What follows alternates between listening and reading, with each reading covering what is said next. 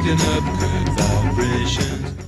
In this video, we'll learn yet another transform, the Discrete Fourier Transform, or DFT.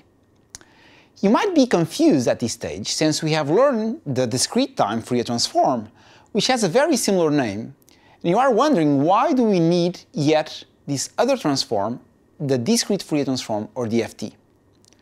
Unfortunately, the Discrete-time Fourier Transform is not enough for us to carry out operations such as convolution and filtering in our digital computers. In this video, we start by explaining why this is the case and providing some motivation for considering the Discrete Fourier Transform.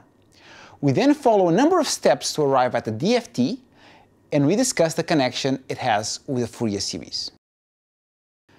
Let us then start with the motivation. We cannot store continuous time signals or functions in our computer, and this is why we sample. However, after we sample, we obtain a discrete time signal, and we can compute the Discrete-time Fourier Transform. Note, however, that the Discrete-time Fourier Transform is a continuous function of omega. Therefore, by the same token, we cannot store it in our computer.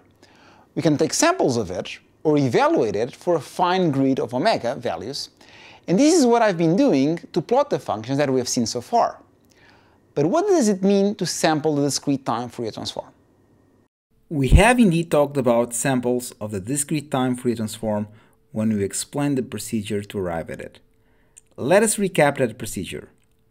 Given a discrete time signal, 0 outside a given bounded interval, we first periodically replicate it, second, compute the coefficients of the Fourier series, third, recognize that these are samples of an envelope function, and fourth, we call this envelope function the Fourier transform. By saying now that we want to understand what is a sampled discrete-time Fourier transform, we can basically invert these steps. Let us then say that we have a given aperiodic function which is 0 outside a bounded interval. First, we compute its Fourier transform. Second, we sample it with N samples. Third, we notice that the samples correspond to a periodic signal, which is the periodic replication of the signal we start with. And fourth, in general, we can recover the original aperiodic signal. The reason why I say in general has to do with a very important fact. Note that the number of samples correspond to the period of this periodic replication N. If this period is sufficiently large, we can recover the signal. However, if N is not large, we might not manage to recover the signal, and the periodic replicas will overlap. Let us see this phenomena a bit more carefully. The periodic replication, denoted by x tilde, can be written as shown here at the bottom. And this formula is valid for every value of N. Doesn't matter if it's small or large. Let us then ask ourselves, how many samples of the Discrete-time Fourier Transform do we need to recover a signal x with support length M? On the left-hand side, we can see an example where M is 4 and N is 6. We can definitely recover the original aperiodic signal in this case, even if N is 5 or 4. However, if N is less than M, in this example on the right-hand side, N is 3, we can no longer recover the signal. We conclude that the minimum number of samples N of the Discrete-time Fourier Transform that we need to still be able to recover the signal is equal to the length of the signal M. And the Discrete Fourier Transform is defined based on this minimal number of samples. We arrive at the Discrete Fourier Transform of a signal denoted by X of n. We define it to be exactly the N samples of the Discrete-time Fourier Transform of x. That is, the smallest number of samples that we need to recover our signal x. These samples are obtained by replacing the formula of the discrete-time Fourier transform omega by 2 pi over capital N k, where k goes from 0 until capital N minus 1. How can we recover x from these samples, capital Xk? We can recover it from the formula shown at the top, which we have to evaluate from small n from 0 to capital N minus 1.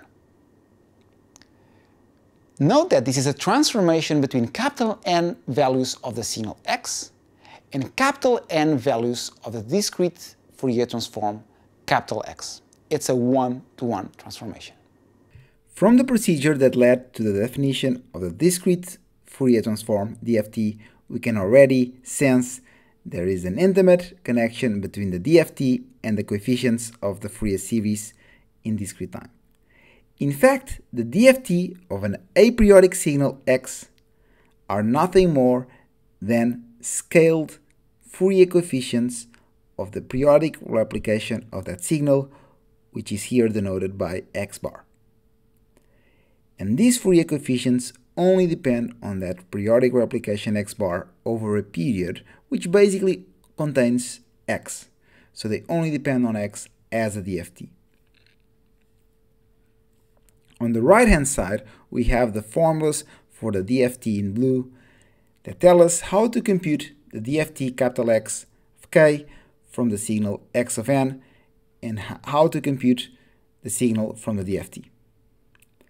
On the left-hand side, we have in red the formulas for the coefficients ak of the Fourier series and how to recover the periodic replication x tilde from these coefficients.